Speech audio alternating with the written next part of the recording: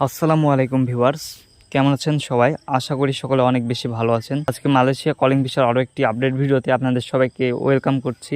আজকের ভিডিওতে Malaysia calling ভিসার যে সকল সুখবর পাওয়া গেছে সেই সকল সুখবর নিয়ে থাকছে আজকের ভিডিওটি। এছাড়া আজকের ভিডিওতে আমরা আলোচনা করব মালয়েশিয়া কলিং ভিসার খরচ এবং যারা কলিং ভিসায় মালয়েশিয়া যেতে চাচ্ছেন তাদের এই মুহূর্তে করণীয় কি তা নিয়ে থাকছে আজকের ভিডিওটি শুরু করার আগে ছোট্ট একটি অনুরোধ, যারা আমার চ্যানেলে নতুন অবশ্যই আমার চ্যানেলটিকে সাবস্ক্রাইব করে পাশে থাকা বেল আইকনটি অলে প্রেস করে দিবেন। ইতিমধ্যে আপনারা অনেকেই জানেন মালয়েশিয়া কলিং ভিসা খোলার জন্য বাংলাদেশ ও মালয়েশিয়ার জয়েন্ট ওয়ার্ক গ্রুপের ভিতরে 3টি মিটিং হয়েছে। আলোচনায় মালয়েশিয়া এবং বাংলাদেশ দুই পক্ষই কিছু কিছু শর্ত জুড়ে দিয়েছেন শ্রমিক নেওয়ার ব্যাপারে। গত দিনগুলোতে মালয়েশিয়া ও বাংলাদেশের কিছু বিষয় নিয়ে মতবিরোধ থাকলেও বর্তমানে সেটা ক্লিয়ার হয়ে গেছে। বর্তমানে বাংলাদেশ ও মালয়েশিয়া সরকারের ভিতরে একটি এমইউ স্বাক্ষরিত হয়েছে। ইতিমধ্যে আপনারা অনেকেই জানেন বাংলাদেশের পক্ষ থেকে ব্যারিস্টার আসাদুজ্জামান ফুয়াদের একটি প্রতিনিধি দল মালয়েশিয়া সফরে গেছিলেন। মালয়েশিয়া সফর শেষে তারা দেশে এসে জানান বাংলাদেশ এবং মালয়েশিয়াতে যে খবরটি ছড়িয়ে আছে 12 লক্ষ শ্রমিক নেবে বাংলাদেশ থেকে, কিন্তু ব্যারিস্টার ফুয়াদ জানিয়েছে এই তথ্যটি বর্তমানে ভুল। এবছর মালয়েশিয়া সরকার সর্বসাফল্যে 1 থেকে 1.5 লক্ষ শ্রমিক নেবে, যার মধ্যে 60 থেকে 70 হাজার বাংলাদেশি কর্মী।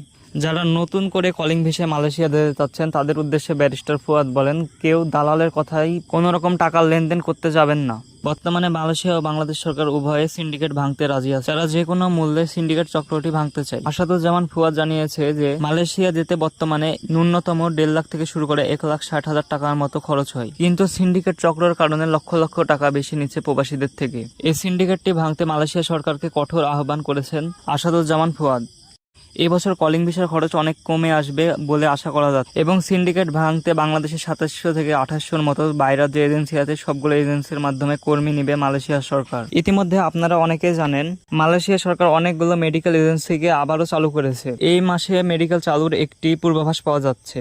যারা নতুন করে মালয়েশিয়া কলিং ভিসায় যাবেন তাদের কাছে একটি অনুরোধ, অফিসিয়াল কোনো আপডেট আসার আগ পর্যন্ত আপনারা কোনো রকম টাকার লেনদেন করতে যাবেন না। আজকের ভিডিওটি এ পর্যন্তই। আমার ভিডিওটি যদি আপনার ভালো লেগে থাকে তাহলে আমার চ্যানেলটিকে অবশ্যই সাবস্ক্রাইব করে দিবেন। আর আপনাদের যদি এই ভিডিও নিয়ে কোনো প্রশ্ন থাকে অবশ্যই কমেন্ট করবেন, আমি উত্তর দেওয়ার চেষ্টা করব। তো ততক্ষণ সবাই ভালো থাকবেন, সুস্থ থাকবেন। আল্লাহ হাফেজ।